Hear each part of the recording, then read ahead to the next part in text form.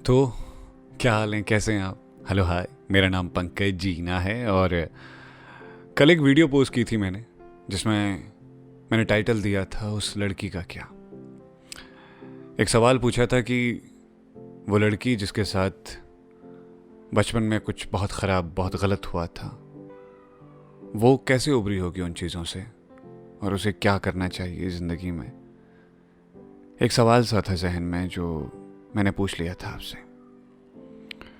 शुक्रिया कि आप सब रहमदिल इंसान हैं जो उस लड़की की कहानी से जुड़े और आपने उसको सांत्वना दी। उम्मीद है उसे अच्छा लगा होगा ये सुनकर कि लोग ये समझ रहे हैं कि किसी के साथ अगर बुरा हुआ तो किसी और के साथ कभी गलत ना हो। हम इंसानों के साथ नहीं, बड़ी ख़ास चीज़ होती है कि हम अपने साथ चाहे बुरा झेल लें, लेकिन उसके बाद हम उम्मीद करते हैं कि दूसरा इस बुरे को महसूस ना करें। यानी अगर एक हाथ जल गया है तो दूसरे का हाथ कभी ना जले। तो कल शाम का वक्त था, वीडियो पोस्ट करने के बाद मैं कुछ देर ऐसे ही खाली बैठा था तो देखा एक ईमेल आई हुई है। आज ये वीडियो मैं उसी ईमेल को पढ़ करके बनाने वाला हूँ और आपको उसी ईमेल को पढ़कर सुनाने वाला हूँ। तो इस ईमेल में लिखा था कि उस लड़की का क्या। इन्होंने अपना नाम नहीं लिखा है, तो बिटर बट ट्रू करके इनकी आईडी है। ये लिखती हैं कि उस लड़की का क्या। यही टाइटल था ना आपकी लास्ट वीडियो का। पता है सर, अपनों की हकीकतें ज़्यादा दर्दनाक होती हैं।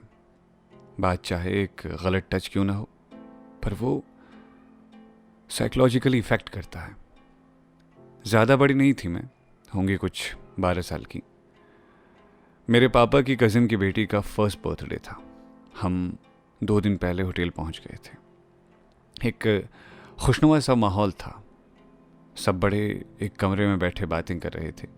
तो हम बच्चे, जिसमें मेरा एक छोटा कज़िन भाई, एक कज़िन छोटी बहन और मेरा कज़िन बड़ा भाई जो मुझसे 8-9 साल बड़ा था, हम सब दूसरे कमरे में आ गए।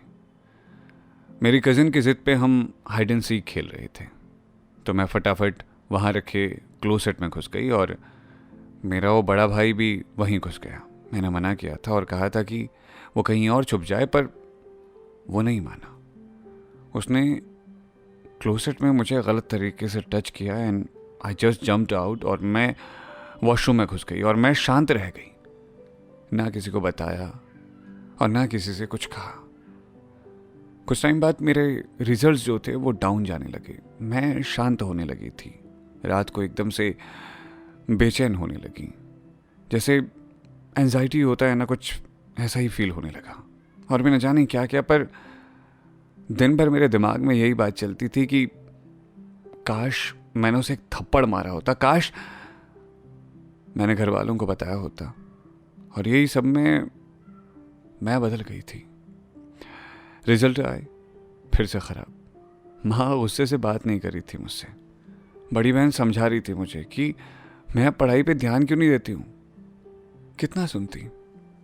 मैं फट गई ये सुन करके, सहन नहीं हुआ मुझसे।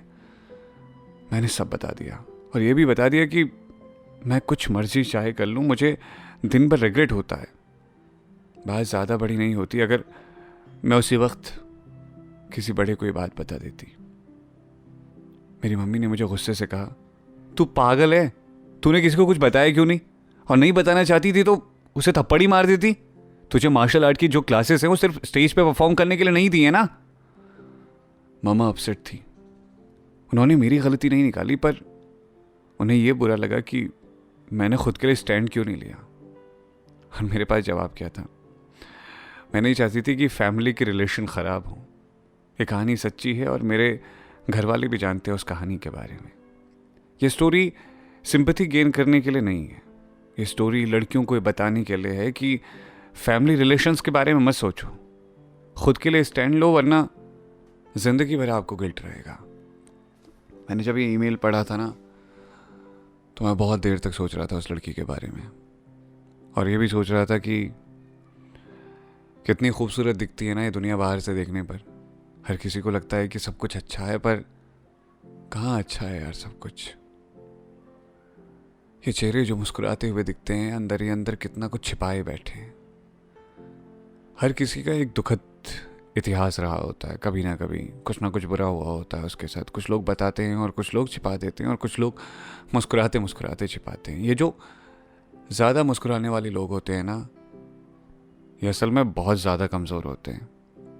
मैंने कुछ कमेंट्स पढ़े थे, किसी ने ये भी लिखा था कि अगर आपके साथ कुछ गलत हो रहा है और आप उस गलत के लिए आवाज़ नहीं उठाते हो तो आपसे बड़ा कायर कोई नहीं है। लेकिन कई बार ना लोगों की ऐसी कंडीशन होती है कि वो चाह करके भी अपनी आवाज़ नहीं उठा पाते। वो चाहते हैं कि वो अपने साथ हुए गलत व्यवहार को या अपने साथ हुई गलत बातों का जवाब दें, पर एक चुप्पी ओढ़ लेते हैं। वो चुप्पी उन्हें बोलने नहीं देती, वो चाह कर के भी कुछ कह नहीं पाते। आपके मोहल्ले में, आपके घर के आसपास न जाने कहाँ कहाँ ऐसी कहानियां गुजरी होंगी। पता नहीं आपने ध्यान दिया भी या नहीं। छोटे छोटे मासूमों की चीखें जो लोग अक्सर इग्नोर कर देते हैं, वो चीखें समझिए, सुनिए। और इस वीडियो के ज़रिए मैं आपसे रिक्वेस्ट भी कर रहा हूँ कि अगर कोई ऐसा इंसान है जो इन मामलों में काम करता है, जो भी ये शारीरिक शोषण से संबंधित चीज़ों के बारे में डील करता है कि कैसे बच्चों को मुख्य धारा में लाया जा सके, कैसे उनके अंदर से वो डर निकाला जा सके, तो भी आप मुझे बताइए। मैं आपकी बात को दुनिया के सामने रखना चाहता हूँ। मैं नहीं चाहता आप इस वीडियो को शेयर करें। मैं चाहता हूँ कि आप इस वीडियो को देखें, सुने, समझें और सिर्फ उन अपनों को दिखाएं जिनको सबसे ज़्यादा ज़रूरत है। इस वीडियो को देखने के बाद ना आप अपने आस पड़ोस के बच्चों के साथ, अपने घर में जो छोटे बच्चे हैं उनके साथ बैठिए, बात कीजिए उनके साथ। पूछिए कोई दिक्कत तो नहीं है ना तुझे, कोई परेशानी तो नहीं है ना। देख तू डरना मत, तेरा साथ कोई और नहीं देगा, मैं तेरे साथ हूँ, ऐसा भरोसा दिलाइए। क्योंकि कहते हैं ना, इंसान को अगर थोड़ी सी उम्मीद दे दो तो उस उम्मीद से वो कुछ भी कर सकता है, हर डर से पार जा सकता है। मैं कभी इन मुद्दों पे बात नहीं करना चाहता था, क्योंकि मुझे लगता था कि नहीं यार, इन मुद्दों पे बात करके क्या होगा। लेकिन अब मुझे लगता है कि बात करना बहुत ज़्यादा ज़रूरी है। शायद हमारे बात करने से किसी और की ज़िंदगी बच जाए।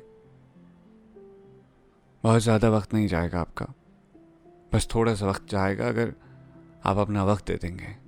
आप भी अपनी कोई बात शेयर करना चाहते हैं ना मुझसे, या मुझे फ़ोन भी करना चाहते हैं, फ़ोन पर मुझसे बात करना चाहते हैं, तो भी आप मेरी मेल आईडी पर, कमेंट में मत लिखिएगा अपना नंबर, मेल आईडी पर अपनी कॉन्टैक्ट डिटेल दे सकते हैं। अपनी कहानी लिख करके भेज सकते हैं। मैं आपकी कहानी को पढ़ करके सुनाऊंगा, दुनिया को बताऊंगा, ताकि ज़िंदगी ये जो नफ़रतों से भरी हुई है ना, उस दुनिया से नफ़रतें थोड़ी कम हो सके। बाकी अपना ख्याल रखिए, खुश रहिए, मुस्कुराते रहिए और देखते रहिए तुम्हारी मेरी बातें विद पंकज जीना। ख्याल रखिएगा अपना। Bye bye, take care.